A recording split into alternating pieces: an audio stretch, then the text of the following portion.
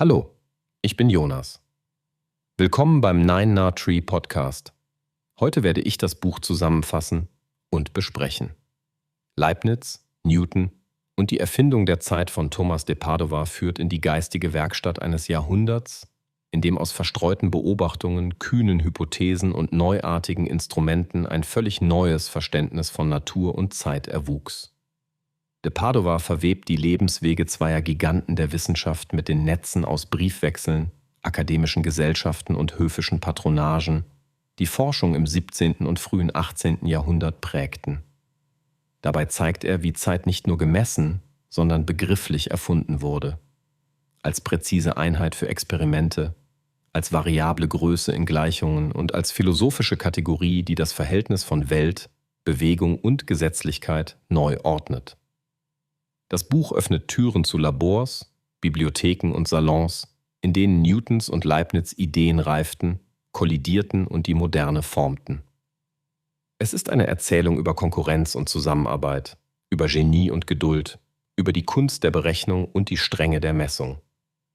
Mit sicherem Blick für historische Details und verständlicher Darstellung komplexer Sachverhalte macht de Padova nachvollziehbar, wie sich aus der Kontroverse um absolute und relationale Zeit, aus der Erfindung der Infinitesimalrechnung und aus der Verbesserung von Uhren und Beobachtungspraktiken ein neuer Weltzugang ergab.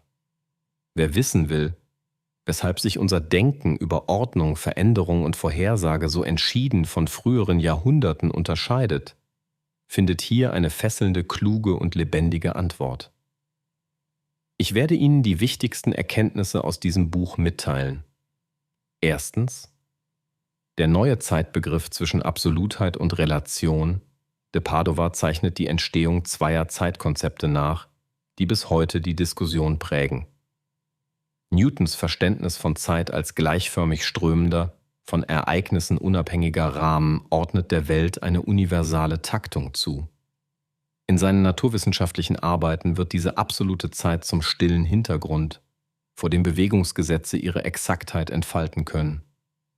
Nur wenn Zeit selbst unveränderlich ist, lassen sich Geschwindigkeiten, Kräfte und Bahnen verlässlich vergleichen, so der Gedanke. Leibniz hingegen begreift Zeit als Ordnung der Abfolge, als Relation zwischen Zuständen der Welt. Es gibt für ihn keine Zeit, die ohne Dinge und Ereignisse existiert. Zeit ist die Struktur des Werdens, nicht ein Container, der Veränderungen aufnimmt. Diese Gegenüberstellung ist keine bloß abstrakte Philosophie, sondern wirkte auf Methodik und Messpraxis zurück. Newtons Perspektive begünstigt die Suche nach universellen Messstandards und die Reduktion von Komplexität auf mathematisch überschaubare Größen. Leibniz' relationaler Ansatz inspiriert die Frage nach den inneren Abhängigkeiten von Systemen, nach Symmetrien und Prinzipien wie zureichender Grund und Identität der Ununterscheidbaren. De Padova zeigt, wie diese Debatte in Korrespondenzen, etwa im Austausch mit Samuel Clarke, eine öffentliche Bühne erhält. Dabei werden theologische und metaphysische Fragen nicht ausgeblendet, denn die Zeitauffassung berührt Gottesbegriff, Weltordnung und Freiheit. Die Stärke des Buches liegt darin, den Leser durch die gedanklichen Werkstätten zu führen, ohne die historische Breite zu verlieren. Man erkennt, wie sehr der neue Zeitbegriff Praktiken der Wissenschaft verändert. Experimente verlangen verlässliche Takte, Theorien verlangen klare Definitionen, und beide treffen sich in der Einsicht, dass Zeit nicht nur Gefühl oder Gewohnheit ist, sondern eine bewusst konstruierte Größe mit normativer Kraft. So wird verständlich, weshalb im 17. Jahrhundert nicht nur bessere Uhren entstehen, sondern auch neue Arten, über Gesetzmäßigkeit und Kausalität zu sprechen. Zweitens: Die Mathematik der Veränderung als Motor der Zeitkonzepte. Die Erfindung der Infinitesimalrechnung bildet das mathematische Rückgrat der neuen Naturbeschreibung. De Padova schildert, wie Newton mit seinen Fluxionen und Leibniz mit Differentialen unabhängig Methoden entwickelten, um Bewegung, Wachstum und Veränderung kontinuierlich zu fassen. Zeit wird dabei zur Variablen, an der sich Prozesse parametrisieren lassen. Geschwindigkeit ist nicht nur Weg pro Zeitspanne, sondern Grenzwert eines Quotienten, der unendlich kleine Änderungen betrachtet. Diese Denkweise verleiht der Zeit eine feine Körnung, die in der Geometrie der Kurven, in der Dynamik der Planetenbahn und in der Optik experimentell fruchtbar wird. Das Buch macht deutlich, wie die Rechenkunst zur Erkenntnistechnik reift. Was zuvor mühsam in Tabellen und Proportionen abgebildet wurde, lässt sich nun elegant differenzieren und integrieren. Damit entsteht nicht nur Rechenmacht, sondern auch ein neues Gespür für Modellbildung. Die Wahl der Zeitkoordinate, die Transformationen zwischen Bezugssystemen, die Stabilität von Lösungen unter kleinen Störungen werden zu zentralen Fragen. De Padova arbeitet heraus, wie Engführungen vermieden werden. Mathematik liefert kein fertiges Bild der Wirklichkeit, sondern Werkzeuge, die in Experiment und Beobachtung validiert werden müssen. Zugleich verschärft die Infinitesimalrechnung den Prioritätsstreit. Briefe, Manuskripte und Veröffentlichungsorte werden selbst zu Beweismitteln in einer Debatte um Vorrang und Originalität. Doch hinter der Kontroverse steht eine substanzielle Gemeinsamkeit. Die Einsicht, dass naturhafte Veränderungen mit kontinuierlichen Methoden erfasst werden können. Aus dieser Einsicht erwachsen Prognosekraft und technische Anwendung. Ballistik, Astronomie und Mechanik werden berechenbar, die Zeitfunktion avanciert zum Taktgeber jedes Modells. De Padova zeigt, wie diese Mathematik die Grenzen der Anschaulichkeit verschiebt, aber zugleich eine neue Intuition einübt, die der stetigen Veränderung deren Form sich durch Gleichungen erschließen lässt. Zeit wird auf diese Weise zur Sprache, in der die Natur ihre Gesetze ausspricht. Drittens. Instrumente, Uhren und die Praxis der Messung. Der neue Zeitbegriff bleibt abstrakt, wenn er nicht gemessen und verglichen werden kann. De Padova führt die Leser in die Welt der Werkstätten, Observatorien und Kabinette, in denen Präzision erarbeitet wird. Verbesserte Pendeluhren, die Arbeit von Huygens an Isochronie und Hemmung, die Experimente zu Schwingungsdauern und Temperaturkompensation schaffen die Grundlage für reproduzierbare Zeitmessung. Parallel entwickeln sich astronomische Beobachtungspraktiken, bei denen Sternbedeckungen, Transite und Pendelversuche dienen, um Naturkonstanten einzugrenzen und Instrumente zu kalibrieren. Der Autor macht anschaulich, wie Messgeräte das Denken formen. Eine Uhr ist nicht nur ein Zählwerk, sie erzwingt Standardisierung, Synchronisation und Vergleichbarkeit. In der Physik des 17. Jahrhunderts wird Zeit zum gemeinsamen Nenner verschiedener Phänomene. Fallen und Pendel, Licht- und Planetenbewegung erhalten über Takt und Dauer eine gemeinsame Skala. Damit entsteht eine neue Kultur der Genauigkeit, die Kooperation erforderlich macht. Uhrmacher, Gelehrte, Seefahrer und Mäzene bilden Netzwerke, in denen Verbesserungen zirkulieren. Der Drang, Längengrade auf See zu bestimmen, steigert die Anforderungen an Ganggenauigkeit, und auch wenn die ganz große Lösung später reift, setzt das Jahrhundert entscheidende Weichen. De Padova zeigt, dass Messpraxis und Theorie sich gegenseitig befruchten. Fehleranalysen, Korrekturtabellen und die Pflege von Beobachtungsserien fördern eine Haltung, die Unsicherheit quantifiziert, statt sie zu verdrängen. Zeitmessung wird so zum Prüfstein jeder Hypothese. Wo Vorhersagen eintreffen, wachsen Vertrauen und Geltung. Wo sie verfehlen, werden Modelle geschärft. Diese Dynamik macht verständlich, weshalb Zeit als technische Größe eine so starke Autorität gewinnt. Sie organisiert Experimente, Dispute und Publikationen. Mit jeder verfeinerten Hemmung, jeder justierten Feder, jedem besseren Okular verdichtet sich das Netz, in dem die Natur in Zahlen spricht. Die Erfindung der Zeit ist damit ebenso eine Geschichte von Händen und Rädern wie von Gleichungen und Begriffen. Viertens. Netzwerke, Prioritätsstreit und die Ökonomie des Wissens. Wissenschaft entsteht im sozialen Raum. De Padova legt frei, wie stark Institutionen, Korrespondenzen und persönliche Ambitionen die Entwicklung von Ideen prägen. Die Royal Society, gelehrte Zeitschriften wie die Acta Eruditorum, die Rolle von Vermittlern und Förderern formen eine Infrastruktur, in der Erkenntnisse zirkulieren und Anerkennung verteilt wird. In diesem Feld entzündet sich der bekannteste Konflikt der Epoche: der Prioritätsstreit um die Infinitesimalrechnung. Der Autor zeichnet die Chronologie der Veröffentlichungen, die juristisch anmutenden Argumentationen über Manuskriptdaten und die Stellungnahmen von Kommissionen nach. Dabei geht es nicht bloß um Eitelkeit, sondern um die Autorität, den neuen Stil des Denkens zu repräsentieren. Wer die Rechnung der Veränderung ins Recht setzt, setzt Maßstäbe für künftige Forschung.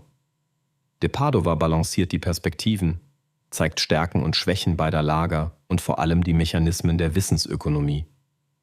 Zitationen, Begutachtungen und informelle Netzwerke entscheiden mit darüber, welche Ideen sich verbreiten. Vermittlerfiguren, die Briefe zusammentragen, Reisen organisieren oder Kompromisse vorschlagen, erhalten ungeahnte Bedeutung. Die gelehrte Republik ist keine harmonische Gemeinschaft, sondern ein Raum, in dem Kooperation und Konkurrenz ineinandergreifen. Zugleich wird sichtbar, wie sehr politische und konfessionelle Kontexte auf die Debatten einwirken. Höfe und Städte werben um Gelehrte, patronieren Projekte und verleihen ihnen Sichtbarkeit. Der Streit selbst schärft schließlich Begriffe, Methoden und Publikationsstandards.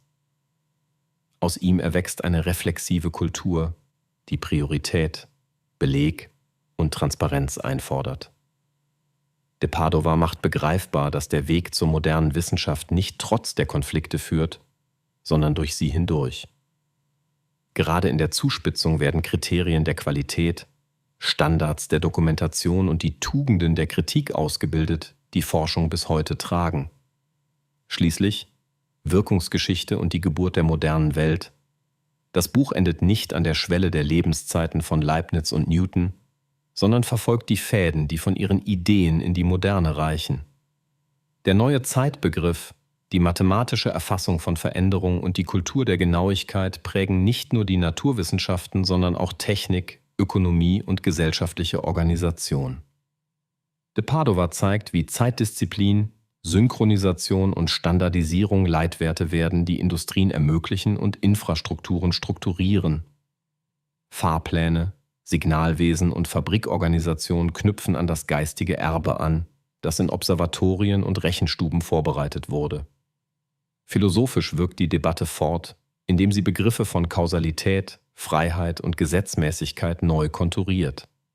Kant wird später an die Konflikte anknüpfen, indem er Zeit als Anschauungsform fasst, während die Physik der Neuzeit mit abstrakten Zeitachsen operiert.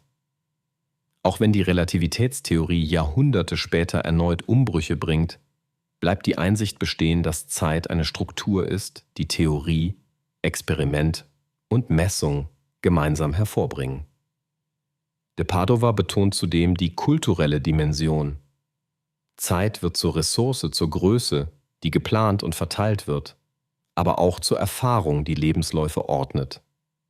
Die Lektüre verdeutlicht, wie die Erfindung der Zeit ein Lernprozess war, in dem Begriffe geschärft, Geräte verbessert und Institutionen geformt wurden. Gerade dieser Prozesscharakter inspiriert, wissenschaftlichen und gesellschaftlichen Wandel als gestaltbar zu begreifen. Die große Stärke des Buches liegt in der Fähigkeit, Komplexität narrativ zu bündeln. Statt bloßer Heldenverehrung erhält der Leser ein lebendiges Bild eines Zeitalters, in dem Mut zur Abstraktion, handwerkliche Meisterschaft und kollektive Intelligenz zusammenwirkten. So wird verständlich, weshalb sich die Moderne in ihrem Selbstverständnis so stark auf Takt, Plan und Prognose stützt und warum der Ursprung dieser Haltung in der Debatte um Zeit liegt. Zusammenfassend: Leibniz, Newton und die Erfindung der Zeit ist ein Buch für alle, die verstehen wollen, wie aus Ideen Wirklichkeit wird. Wer sich für Wissenschaftsgeschichte, Philosophie und Physik interessiert, findet hier eine fundierte, zugleich fesselnde Darstellung, die Detailkenntnis mit erzählerischer Klarheit verbindet. Studierende erhalten einen Zugang, der Hintergründe ordnet und Zusammenhänge sichtbar macht. Lehrende gewinnen Anschauungsmaterial, um zentrale Konzepte wie Zeit, Messung und Modellbildung historisch zu vermitteln. Ingenieurinnen, Manager und Techniker können daraus lernen, wie Standards entstehen, warum Präzision eine Kulturleistung ist und weshalb Innovation immer auf Netzwerken, Streit und Zusammenarbeit beruht. Für philosophisch Interessierte öffnet das Buch den Blick auf Grundfragen von Ordnung, Kausalität und Freiheit, ohne sich in Jargon zu verlieren. Es bereichert das eigene Leben, indem es die scheinbar abstrakte Kategorie Zeit in ihrer Gemachtheit sichtbar macht. Wer versteht, dass Zeitmaß, Theorie und Praxis gemeinsam konstruiert werden, entwickelt ein nüchternes, zugleich befreiendes Verhältnis zu Planung, Prognose und Unsicherheit. Man lernt, Wandel als formbar zu begreifen und Standards bewusst zu setzen. Warum dieses Buch und nicht ein anderes? Es ist die Ausgewogenheit, die überzeugt. De Padova nimmt Partei für Genauigkeit, nicht für Lager.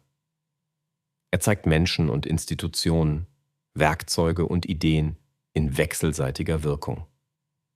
Sein Blick reicht von der Schraube der Hemmung bis zur Metaphysik des Zeitbegriffs und bleibt doch verständlich.